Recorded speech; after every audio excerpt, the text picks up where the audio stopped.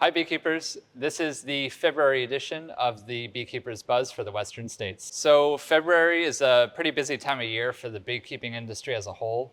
Out here in California, we've got almond pollination going on. That brings in beekeepers from all across the country. You may have even seen semi-loads of bees moving down the highway. And as a backyard beekeeper, you might be asking yourself, well, how does this apply to me? I don't truck hives. I'm not a commercial pollinator. The truth is, there's plenty to do in February. And today we're going to go over some of that. So first and foremost, February is prep for spring.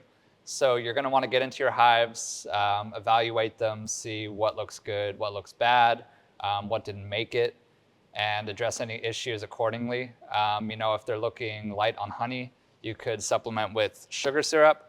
If they're showing signs of nosema, you could add fumagil into that syrup. And if you do have a colony that's on the smaller side, consider combining it with a larger hive just to boost their numbers.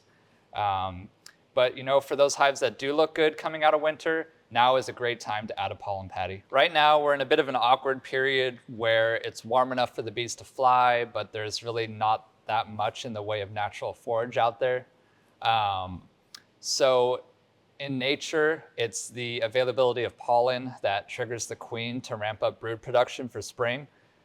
So by adding a pollen patty, we're basically trying to simulate that and signal to her that it's time to build up. And this is all in service of just having the biggest, strongest, healthiest hives we can come spring, so they can take full advantage of that spring flow. Speaking of buildup, something that's always on our minds as beekeepers is mites. They reproduce in the brood cell, so as your bees are growing, so are the mites. For every one larva, you can have potentially 5 to 6 mites in there with it. So just have a treatment plan in mind. You can use something like Formic at this time of year.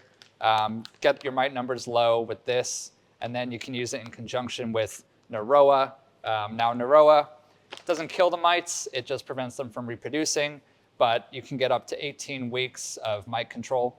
And I know we don't all agree on the best way to tackle mites, but I think the most important thing is that you do something. As they say, an ounce of prevention is worth a pound of cure. Finally, if you're just getting started or looking to expand your apiary, whether that be queens for splits, packages, or nukes, now is a good time to get those bee orders in. I can't speak for other companies, but I do know at Mann Lake, our early ship dates do fill up fast. So if you need them early or need them by a certain date, get those pre-orders in sooner rather than later.